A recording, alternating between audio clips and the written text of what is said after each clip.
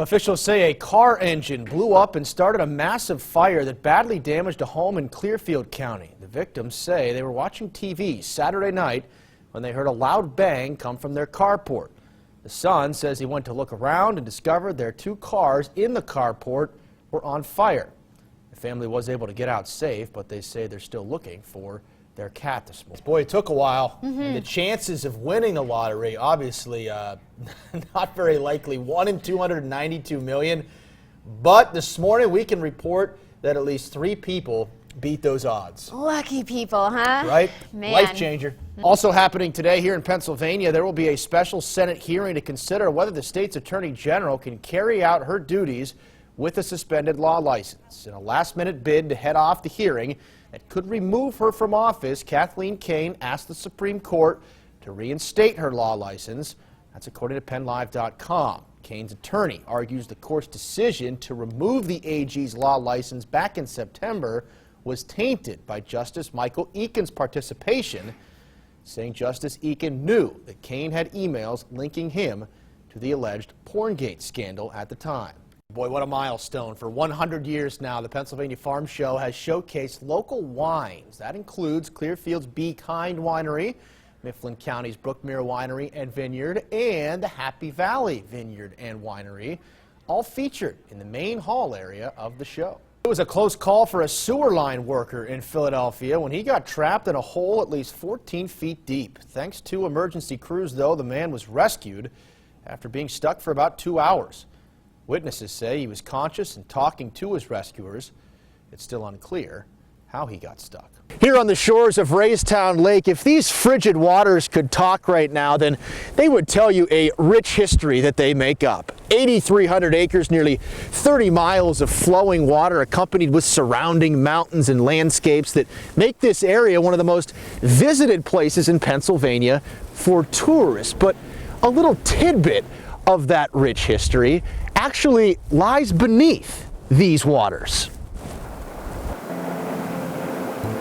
Years ago, it was just a regular dam in the Raystown section of the Juniata River in Huntington County.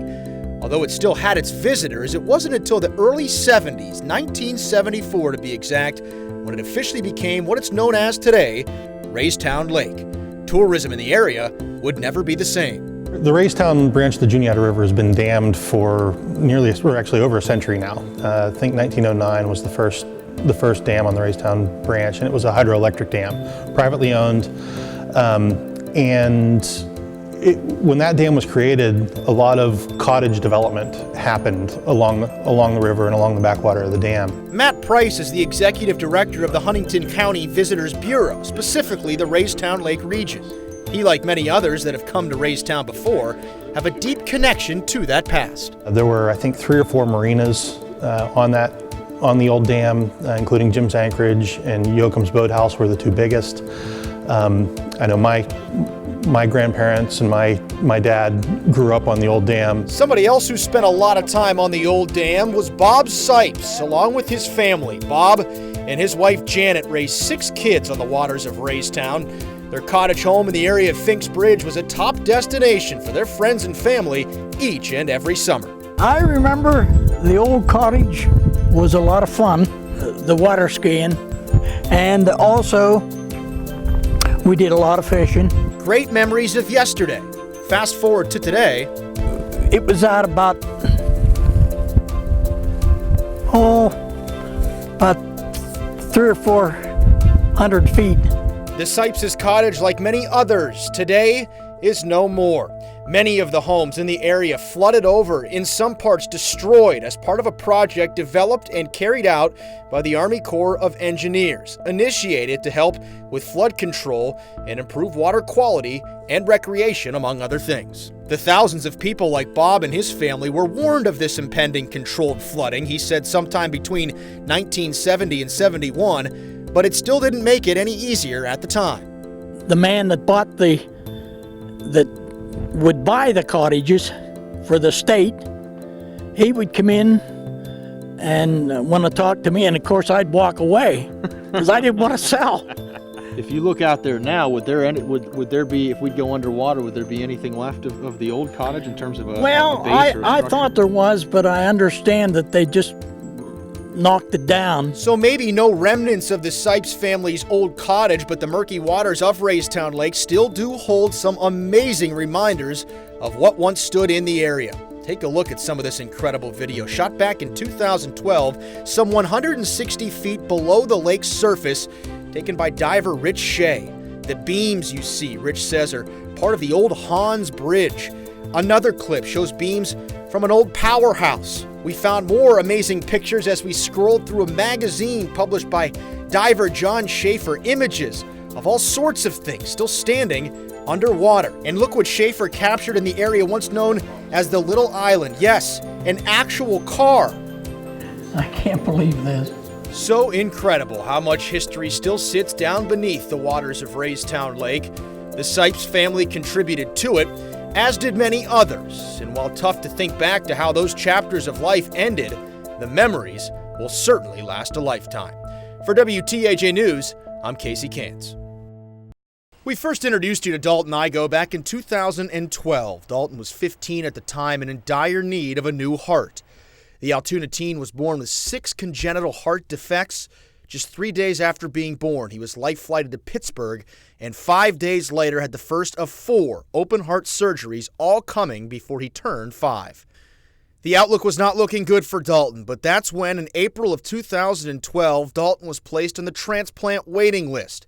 And on May 18th, the Igoes got the news that they had a heart for young Dalton, and the very next day, Dalton would go into surgery.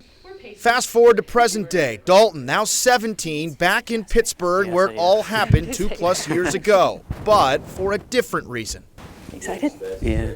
For the first time, Dalton and his family getting to meet the family that unfortunately endured a terrible tragedy, but gave a life back to someone with the donation of a heart.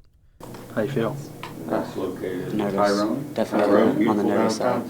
But Yeah, that's it'll it. be for good reasons. After a short wait, the anticipation was over, and in walked Dalton's donor family. An emotional embrace. Valerie Sinclair and 2 of her young children flown in from Indiana State to finally meet Dalton and his family. If I didn't say it enough in all my messages, I thank you for the amazing decision you made that day. The decision to donate. Valerie's other daughter, Dejiana, was hit by a truck and killed while walking home from her school's playground when she was only 12. Her heart now beats with Dalton. I never regret my decision. I'm more blessed that my daughter's heart went to an amazing kid, and this is my first time meeting Dalton, and I've never spoke with him, but just from what I know of him, he's just a great kid, and I wouldn't, I just think it's a perfect match, just for, God had his plan, and, he continues on with it. I definitely think of Dejan every day, and just knowing, comfort, meeting, and everything, it just comes to and makes everything feel comforting. After visiting for around an hour, the Igoes had one more amazing surprise for Valerie. Hey, didn't know, Valerie. We brought a stethoscope. Oh, In case you wanted to listen. okay. One family's incredible decision in the face of tragedy, giving another family their son's life back. 2 families now forever linked by the beat of a heart. For WTAJ News, I'm Casey Cantz. The date is July 23rd, 1989. Looking through the lens of a family's home video camera, a glimpse of what used to be, you could say. A one-time, booming, unique site for us here in central Pennsylvania, the Forest Zoo and Fantasy Forest. The happy times, up-close looks at some of the world's most exotic animals. Lions, tigers, and, yep, you guessed it. Fast forward to today, and this is all that's left of the Forest Zoo. Closed since the mid-1990s. Gone are those exotic animals and exhibits you see here across the street. This was the Fantasy Forest. You see a building or 2 there amongst the weeds. Both, though, shells of what they once were. So we ask, just what happened to this once popular central Pennsylvania attraction? Different things. Lifelong businessman. I guess. For that answer, you have to go all the way back to the beginning. That's where this man comes in, former owner Don Bowser, originally born in Lakemont, Pennsylvania, who along with another man back in 1962 had a glorious idea: build a zoo right here in central Pennsylvania. I had bought the ground off of him, and he was going to build it there. Long story short, he ran out of funds, so he wanted to know if I'd go in with him. So I went in with him, and the first couple of years we were doing nothing but losing money, and it was either him buy me or I buy him. And Don ultimately bought. And from there, he started to accumulate the animals, starting small with deer, raccoons, and foxes, and then eventually came the larger breeds. Well, I knew the potential was there because I went to Pittsburgh Zoo and the amount of people they were drawing and such like, but you needed the exotic animals to do it.